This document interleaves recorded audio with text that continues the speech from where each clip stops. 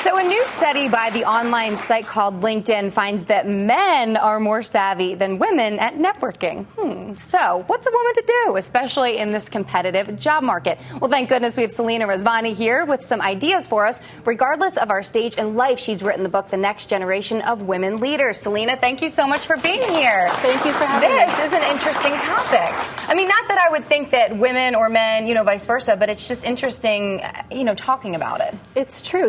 I've said before that networking is career insurance. Yes. It really can help you stay resilient from a job perspective or get you those great new opportunities. And it's so important to network, especially now. I mean, you learn about it as you're growing up. You learn about it in school, but when you're actually in the job market, you actually realize its importance. Particularly in this economy.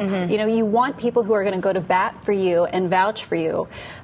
Actually, 50 to 75% of employees got their jobs through networking relationships. So it pays to have an inner circle. Absolutely. And you have some tips for us here. And the first one is to have a mission.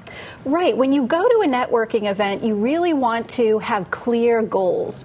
Are you there to meet peers in your industry? Are you there to get current on trends and news?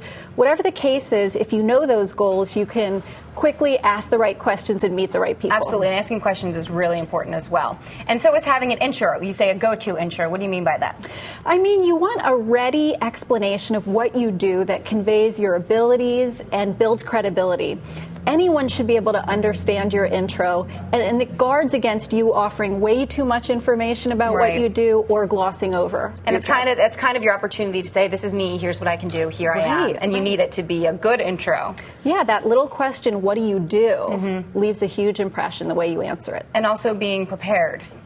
You want to be prepared. If there is a key contact you want to meet, maybe a CEO of a company, an executive, research them in advance. Really learn about them. Look at LinkedIn, for example, and see their background. Ask your network, does anyone know this person? And find a commonality as a way to break into a conversation with them. Absolutely. And being connected, I think that's really important today as well. And you think so as well? Yeah, you need to keep connections with people. And why not take the initiative to say, let's stay in touch. I really enjoyed talking to you today. I'd love you to send me an update in the future. Or I can send you an article or make a helpful intro. And even if it's something as simple as an email, hey, how are you? What's new? Something like that. It can have a huge return. Okay. And lastly, you say, listen more than you talk. Sometimes that can be really difficult. It is, and it can be counter to how we think about networking, but it's so important to really ask yourself, are you balancing what can you do for me with what can I do for you? So why do you think it is then that men have this, that women aren't caught up to speed yet? I think part of it is that women might see networking in a strategic way as opportunistic or schmoozing. Maybe a mindless exchange of business cards or something. But the reality is it can help you accelerate your career so much. Okay, we're going to get there. That's right. That's right. Very nice. Well, thank you so much for your tips. We really appreciate you being here. Thank you. It's very important in this market and this economy especially. Great to meet you. Very nice meeting you as well.